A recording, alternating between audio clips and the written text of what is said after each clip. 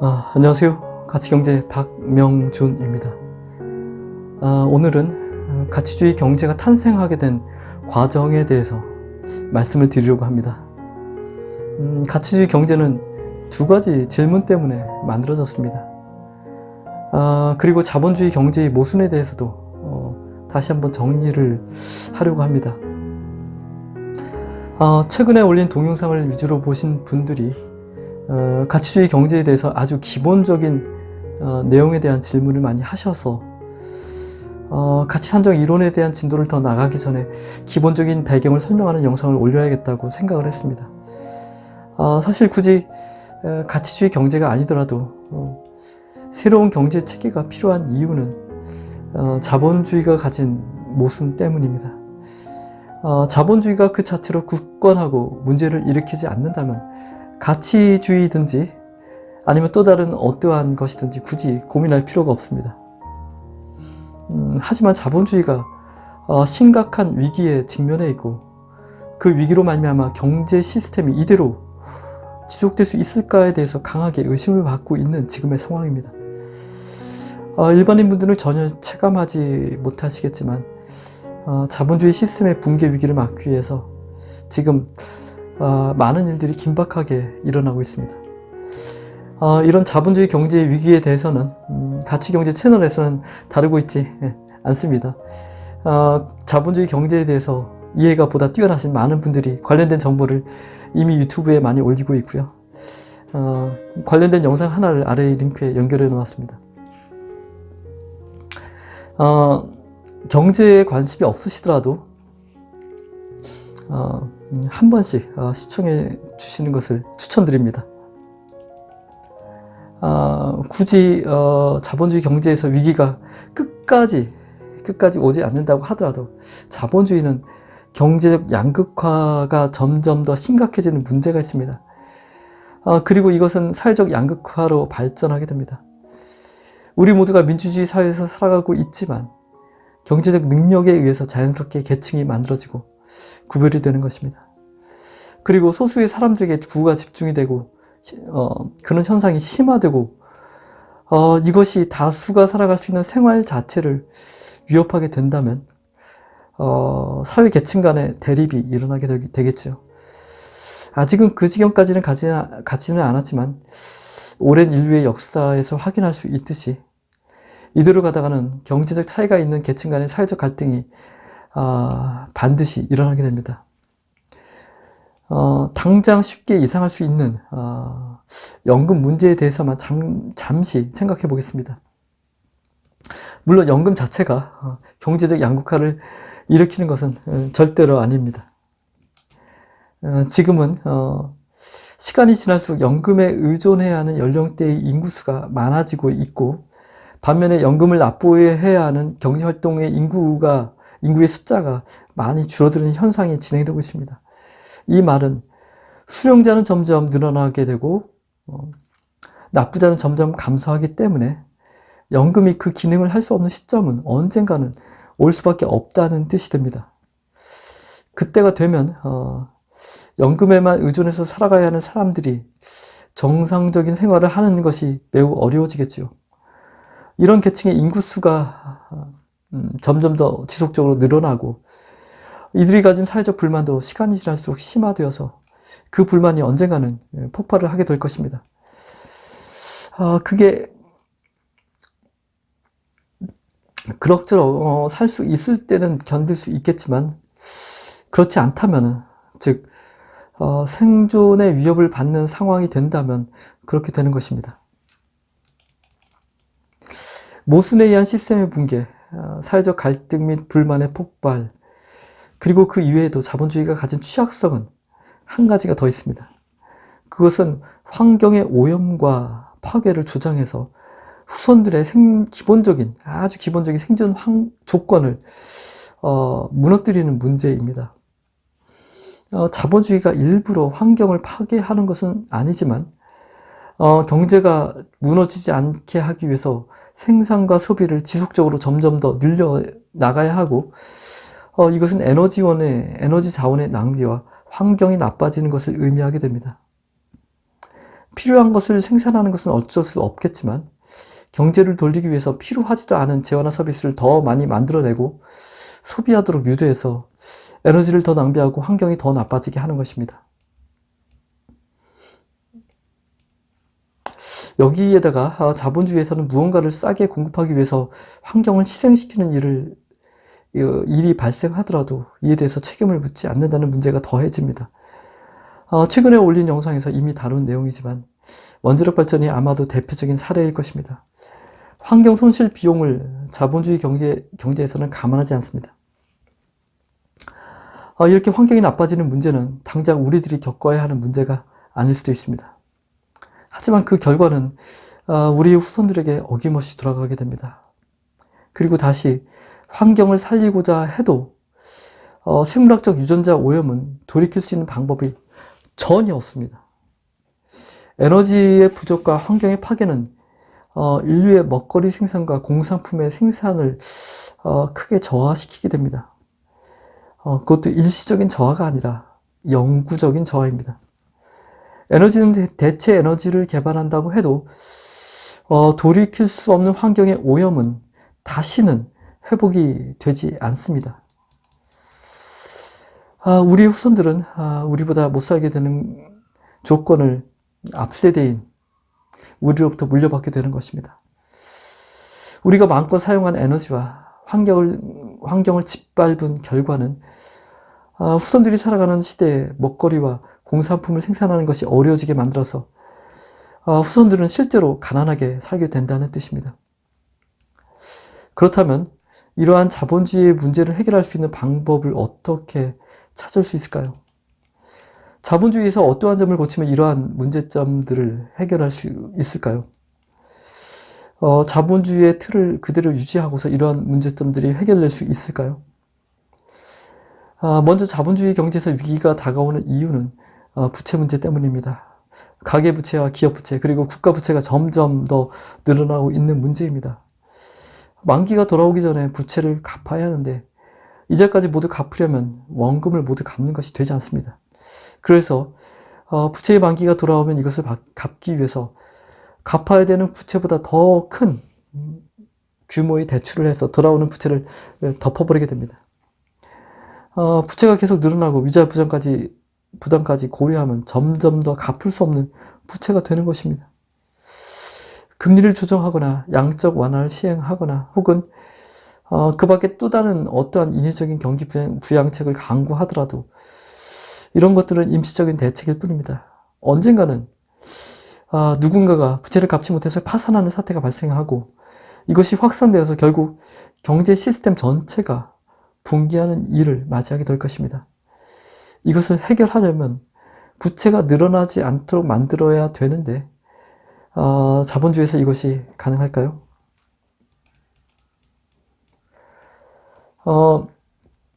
자본주의가 무너지지 않고 시스템을 유지할 수 있다고 가정한다고 해도 경제적 양극화 현상은 꾸준히 진행이 됩니다.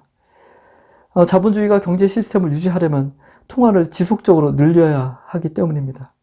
여기에는 새로 발행되는 통화도 있지만 대출에 의해서 숫자만 지켜나오는 통화의 규모가 더 큽니다. 그리고 지속적으로 늘어나는 통화가 주로 금융시장으로 흘러들어가서 주식이나 부동산과 같은 금융자산을 많이 소유한 부자들이 가지고 있는 금융자산을 키우는 역할을 하게 됩니다. 시간이 지날수록 돈이 몰리는 금융시장의 금융자산들이 가격이 올라가게 되고 금융자산 부자들은 결국 대부호가 되는 길을 걷게 됩니다. 실물의 총량이 크게 늘지 않은 상태에서 대부호들이 가져가는 전체 통화 중에서의 보유 비율이 많아진다면 대부호들은 금융자산 부자이면서 동시에 실물 부자가 되는 것입니다. 반대로 그만큼 금융자산을 소유하지 않거나 매우 작은 금융자산을 소유하고 있는 일반 서민들은 통화의 보유 비율이 작아지기 때문에 가난해지는 것입니다. 자본주의에서 경제적 양극화가 일어나는 결정적인 원인은 금융자산을 실물자산으로 그대로 인정하기 때문인데요. 자본주의에서 금융자산을 매도해도 실물을 구매하지 못하도록 막을 수 있을까요? 경제적 양극화가 일어나는 원인 중에는 이윤의 문제도 있습니다. 이것은 소비자와 공급자 간 거래에서 이윤을 붙이기 때문에 발생하는 현상입니다. 오늘 말씀드린 내용도 이미 다른 영상에서 자세히 설명드린 것을 압축해서 다시 한번 말씀드리는 것이고요. 거래에서 이윤을 붙이는 것의 문제에 대해서도 이미 다른 영상에서 자세히 설명을 드린 내용이라서 간단하게만 설명드리겠습니다. 보통 거래에서 이윤을 붙이는 것은 당연하다고 여길 것입니다. 거래에서 이윤을 붙이게 되면 공급자마다 붙이게 되는 이윤 간의 불평등이라는 문제가 발생하고 여러 단계의 공급자를 거친 재화나 서비스를 소비자가 구매하게 될 때 이윤이 누적이 되어서 소비자가 손실이 커지는 문제도 있습니다. 하지만 그보다는 오랜 기간 동안 소비자가 이윤을 지속적으로 공급자에게 내어준다는 것이 더 큰 문제입니다. 재화나 서비스를 대규모로 공급하는 공급자들은 보통은 부자들이나 대부호에 해당되고요. 일반인들은 평생 동안 소비자의 위치에 서게 됩니다. 대기업의 직원이라고 하더라도 결국 동일한 소비자일 뿐입니다. 소비자가 재화나 서비스를 구매할 때마다 이윤만큼 공급자가 거래에서 이익을 보게 되고 이것이 일평생 동안 지속된다면 부이이동은 자연스럽게 일어나게 됩니다. 소비자인 일반 서민들로부터 대규모 공급자인 부자들에게로 부가 이동이 되는 것입니다. 즉 거래에서 이윤을 붙이는 일이 경제적 양극화의 또 다른 원인이라는 것입니다. 공급자가 무슨 이득이 있어야 공급을 할 수 있는 것 아니냐 라고 질문이 있을 수 있는데요. 이것도 이미 앞선 영상에서 설명을 드린 내용입니다. 모든 거래에서 서로 간에 이윤을 붙이지 않으면 거래가 문제없이 지속될 수 있습니다. 하지만 서로 간에 이윤을 붙이게 되면 이윤을 많이 취하는 사람과 이윤을 빼앗기는 사람이 생길 텐데요. 이런 일이 평생 동안 지속된다고 보면 한쪽은 부자가 되고 다른 한쪽은 가난해지는 결과를 피할 수 없습니다. 누군가가 더 이상 이윤을 내어줄 수 없는 상태가 되면 언젠가는 거래가 멈추게 되겠지요. 거래에서 이윤을 붙이는 것은 거래의 상대방에게서 가치를 빼앗는 방법을 택하는 것입니다. 즉 이미 존재하고 있는 가치를 서로 차지하려는 싸움을 하는 것이 격입니다. 그보다는 거래 대상자로부터 이윤을 취하지 않고 공급자가 작은 가치를 소모해서 더 큰 가치를 만들어내고 이것을 공급해서 그 가치의 차이만큼 이윤을 취하라는 개념이 바로 가치주의 경제에서의 소비자 가치라는 개념입니다.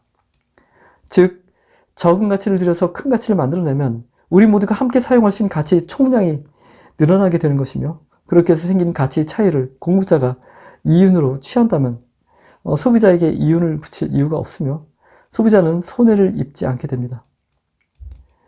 공급자는 자신이 노력해서 새로운 가치를 만들어내어서 그것을 취하는 것이고 소비자는 자신이 얻은 가치를 그대로 지불하는 것이 손해가 없는 것입니다. 서로 윈윈 하는 것이죠. 하지만 자본주의 경제에서는 가치를 산정하는 방법을 가지고 있지 않기 때문에 소비자 가치를 산정하는 것이 되지 않습니다. 그냥 공급자가 자신이 공급 과정 중에 소모한 원가를 바탕으로 여기에 이윤을 붙여서 시장에 내놓을 가격을 매기게 됩니다. 그리고 이러한 가격 체계는 환경 손실이 일어나는 공급에 대해서 아무런 책임을 묻지 않는다는 심각한 문제가 있습니다. 공급자가 재화나 서비스를 만들어내서 공급하는 과정이나 혹은 공급 이후에 환경이나 사회적 손실이 발생을 해도 이에 대해서 공급자가 손해를 입도록 가격에 반영이 되어야 하는데 전혀 그런 장치가 없습니다.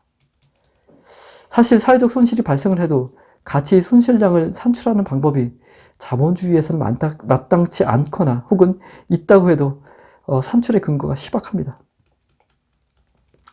원자력 발전으로 전기를 공급할 때 막대한 환경 손실이 발생하기 때문에 그 비용이 전기값에 반영되도록 하는 것이 맞지만 자본주의에서는 이런 점이 모두 무시되고 원자력 발전으로 전기를 생산하면 싼 값으로 공급할 수 있다고 말할 뿐입니다. 막상 얼마만큼 사회적 가치 손실이 일어나는지를 계산해 보려고 해도 자본주의 경제에서는 그것이 쉽지 않습니다. 가치주의 경제를 구성하게 된 계기는 사실 오늘 말씀드린 자본주의 경제가 가진 문제점들 때문이 아닙니다. 그것은 제 마음속에 오랫동안 자리 잡고 있던 두 가지 질문 때문이었습니다. 첫 번째 질문은 우리 인간이 살아가기 위해서는 땀을 흘리고 일을 해야 하는 것이 맞을 텐데 평생 동안 일을 해야 하는 총량이 얼마가 되어야 할까입니다. 그리고 두 번째 질문은 그렇게 일을 했을 때 우리가 누려야 하는 재화나 서비스의 총량이 얼마가 되어야 합리적일까입니다. 오랫동안 이들 두 질문에 대한 답을 찾다 보니 우리는 다른 누군가가 만들어낸 가치 덕분에 살아갈 수 있다는 것을 알게 되었습니다. 그리고 평생 동안 일을 하면서 가치를 만들어내고 이것을 교환하며 산다는 것도 알게 되었습니다. 즉 우리 모두가 일을 해야 하는 총량은 우리 모두에게 평생 동안 필요한 가치의 총량이 만들어지는 만큼입니다.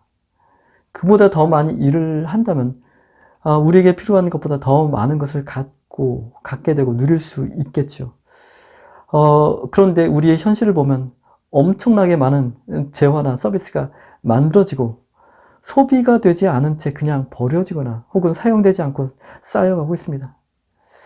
우리가 물질을 얻기 위해서 필요 이상으로 많은 것을 하고 있다는 뜻이며 그렇게 해서 얻은 물질을 그냥 낭비하고 있기도 하다는 뜻입니다. 거기다가 평균보다 더 많은 일을 하면서도 더 적게 대가를 받는 분들이 있고 반면에 그 반대인 경우도 있습니다. 즉 하루 종일 그리고 밤 시간까지도 두세 군데의 일터에서 일을 하면서도 생계가 매우 빠듯한 분들도 있고 아무런 일을 하지 않아도 계속 재산이 쌓여가는 분들도 있습니다. 그것이 왜 그럴까 생각을 해보니 자본주의에서는 우리에게 필요한 본질적인 가치가 얼마인지를 분별하지 못하기 때문이라는 것을 알게 되었습니다. 일의 가치를 분별하지 못하기 때문에 일을 한 것과 얻는 수익과는 상관이 없는 것입니다. 재화와 서비스의 가격이 있지만 그것이 우리에게 필요한 가치를 담아내지 않는다는 것을 알게 되었습니다. 우리에게 정작 필요한 것은 일 그 자체가 아니라 일을 통해서 만들어낸 결과물인 가치인데요. 어떠한 가치가 만들어졌는지를 분별할 생각도 없지만 그 가치를 산정하려고 해도 자본주의에서는 그 가치를 담아낼 수 있는 인자 자체가 없다는 것을 알게 되었습니다. 자본주의에서 우리가 사용하고 있는 화폐는 가치가 있다고 선언을 한 것뿐이지 실제로는 가치가 없습니다. 실제로 가치가 있다면 우리가 화폐만 가지고 있다면 다른 것이 없어도 살아갈 수 있어야 합니다. 주식이 가치가 있는 것이라면 그것만 쥐고 있으면 우리가 먹고 살 수 있어야 합니다. 당연히 이런 것들은 가치가 있지 않습니다. 그냥 종이이거나 장부상의 숫자일 뿐입니다. 따라서 가치를 분별해서 산정할 수 있는 방법을 찾아내는 것이 매우 중요하다는 것을 알게 되었습니다. 결국 우리에게 필요한 것은 우리가 필요로 하는 가치가 잘 만들어져서 공급되도록 하는 것입니다. 그러면 우리는 그렇게 공급되는 가치를 함께 나누어서 쓸 수 있습니다. 얼마만큼을 어떻게 나누어야 할까요? 자신이 가치를 만들어낸 만큼을 그대로 가져가도록 하는 것입니다. 이것이 가장 합리적입니다. 그 가치를 만들어낸 기여를 그 가치만큼 인정해 준다면 필요한 가치가 만들어져서 공급되고 소비되는 일련의 흐름을 끊임없이 지속시킬 수 있기 때문입니다. 무언가 만들어서 공급한 결과물의 가치가 얼마인지를 분별할 수 있다면 이러한 지속 가능한 흐름을 만들어낼 수 있습니다. 자신이 만들어낸 가치만큼을 그대로 자신이 취하기 때문에 가장 합리적이며 공평하며 또한 효율적인 경제가 됩니다. 가치로 인정받지 못하는 필요하지 않은 것이 만들어지지 않고 필요한 것들만 만들어지기 때문에 효율적인 경제가 되는 것이죠. 더 많은 가치를 인정받는 것이 있다면 해당 재화나 서비스에 대한 공급이 늘어날 것이고 시장에서 이미 많이 공급되고 있어서 가치가 줄어든 것은 재화나 서비스의 공급이 줄어들게 됩니다. 그리고 재화나 서비스의 가치를 산정한다고 하더라도 그 가치는 정보일 뿐이고 실제의 거래에서는 시장 경제의 원리를 따르는 것이 가장 합리적입니다. 가치주의 경제는 이것이 전부입니다. 무언가 필요한 것들이 만들어져서 공급되고 이것이 합리적으로 나눠져서 소비되는 경제입니다. 공급되는 재화나 서비스의 가치가 얼마인지를 분별할 수 있고 이 가치의 정보를 바탕으로 시장에서는 거래가 이루어지는 경제입니다. 공급자에 의해서 공급되는 재화나 서비스의 가치는 소비자의 입장에서 무엇을 얻느냐로 그 가치를 산정하게 되며 이것을 소비자 가치라고 부릅니다. 공급하는 과정에서 발생하는 가치가 소비자 가치 이외에 사회적 가치도 발생한다면 당연히 이것도 가치에 반영이 됩니다. 가치주의 경제는 우리가 함께 살아가는 사회에서 필요한 가치가 창출이 되면 이 가치를 산정해서 그 공로자에게 대가를 지불하고 그 가치를 하락시키는 손실이 발생하면 이 가치를 산정해서 당사자에게 그 손실의 대가를 지불받는 경제입니다. 한마디로 준 것만큼 그대로 돌려받는 경제입니다. 부자가 되고 싶다면 가치 있는 생산에 그만큼 많이 기여하면 될 것이고 아무런 가치 있는 것을 만들어내지 않는다고 해도 가난해지기는 하겠지만 빚쟁이가 되지는 않는 경제입니다. 가치 있는 것만을 가치 그대로 인정하기 때문에 실물이 아닌 금융자산은 그 가치를 인정받지 못합니다. 굳이 일부러 가치를 인정하지 않는 것이 아닙니다. 그냥 가치를 산정해보니 우리에게 도움이 되는 것이 없기 때문에 가치를 인정받지 못하는 것입니다. 결국 실물이 아닌 금융자산은 가치를 인정받지 못하게 되기 때문에 경제 양극화 현상이 일어나지 않습니다. 가치를 가치 그대로 인정받기 때문에 거래에서 서로 간에 이윤을 붙이지도 않습니다. 당연히 경제 양극화의 또 다른 나머지 요인도 사라지게 됩니다. 필요하지 않은 것을 굳이 만들어내고 소비를 시켜서 경제를 돌리지도 않습니다. 필요하지 않은 것이라면 그 가치를 제대로 인정받지 못하기 때문입니다. 환경을 오염시키는 공급은 자연스럽게 줄어들게 됩니다. 공급자에게 손해가 되기 때문이죠. 준 것만큼 돌려받는 것이기 때문에 주지 않은 것을 미리 가져갈 수도 없습니다. 대출이 되지 않는다는 뜻입니다.